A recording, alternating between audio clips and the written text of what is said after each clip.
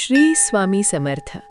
जेव्हा आपण स्वामींवर शंका घेतो तेव्हा स्वामी शांत राहतात, पण जेव्हा आपण त्यांच्यावर अढळ श्रद्धा ठेवतो तेव्हा ते आपलं संपूर्ण आयुष्य बदलून टाकतात. ही गोष्ट आहे अशाच एका निस्सीम भक्ताची, ज्याने कधीही विश्वास हरवला नाही आणि मिळवलं स्वामींचा खरं प्रेम. श्री स्वामी समर्थांचा एक परम भक्त होता. त्यांची भक्ती आणि साधना सर्वश्रुत होती. पहाटे 4 वाजता उठून स्नान करणे, श्री स्वामी समर्थ मंत्राचा अखंड नामजप करणे आणि आपला संपूर्ण दिवस भक्तीत व्यतीत करणे हाच त्यांचा नित्यनियम होता. आश्रमात ते शिष्यांना ध्यानधारणेचे धडे देत आणि स्वतःही संपूर्णपणे भक्तिमय जीवन जगत होते. दररोज सकाळी नदीकाठी फेरफटका मारण्याची त्यांची सवय होती. एके दिवशी पहाटे असेच नदीकाठी चालत असताना अचानक त्यांच्या नजरेस एक तेजस्वी दिव्य पुरुष पडला. अनेक वर्षांच्या उपासनेमुळे भक्ताला लगेचच जाणवले की ही कोणतीही सामान्य व्यक्ती नाही. त्या देवदूताच्या हातात एक सुवर्ण झळाळी असलेली डायरी होती. भक्त तत्काळ त्यांच्याजवळ गेले, साष्टांग नमस्कार घातला आणि अत्यंत नम्रपणे विचारले की माझे मन सांगताय की ही कोणतीही सामान्य डायरी नाही. यात काय दडले आहे?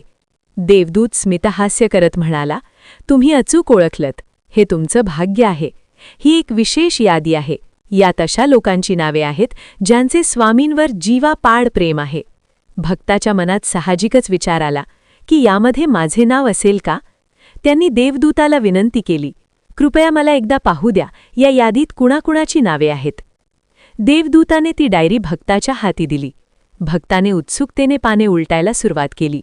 नावे वाचत गेले, पण आश्चर्याची गोष्ट म्हणजे त्या संपूर्ण डायरीत त्यांचे नाव कुठेच नव्हते. कुणी सामान्य माणूस असता तर खचून गेला असता, पण ते भक्त शांतपणे हसले. ती डायरी परत देवदूताला देऊन अत्यंत नम्रतेने म्हणाले, धन्यवाद, जय श्री स्वामी समर्थ, आणि पुन्हा आपल्या भक्तीच्या मार्गावर निघून गेले. त्या दिवशीही त्यांनी रोजच्याच उत्साहाने भक्ती केली, शिष्यांना शिकवले आणि नामजप केला.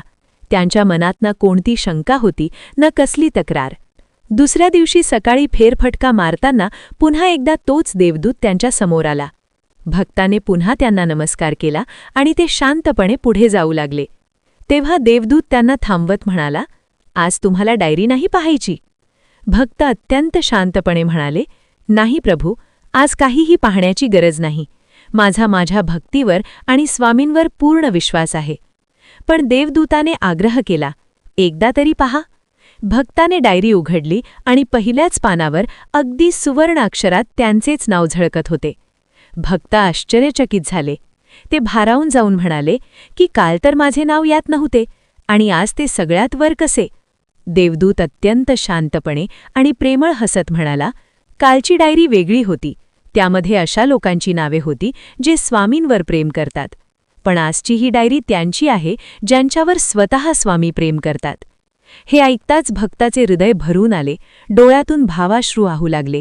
ते जमिनीवर नतमस्तक झाले, हात जोडून म्हणाले, हे स्वामी, काल जर मी तुमच्यावर शंका घेतली असती, रागावलो असतो, तर कदाचित आज तुमचं हे अपार प्रेम मला मिळालंच नसतं.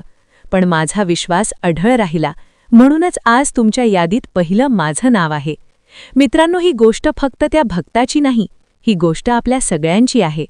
कधीकधी आपल्याला जे हवं असतं ते लगेच मिळत नाही, म्हणून आपण निराश होतो, नाराज होतो आणि स्वामींपासून दुरावतो. पण आपण फक्त मागत न राहता कोणत्याही परिस्थितीत न तुटणारा अढळ विश्वास ठेवायला शिकलं पाहिजे. जेव्हा आपण श्री स्वामी समर्थांवर निस्सीम आणि अढळ विश्वास ठेवतो तेव्हा ते सुद्धा आपल्यावर तितकंच किंबहुना त्याहून अधिक प्रेम करत असतात. श्री स्वामी समर्थ.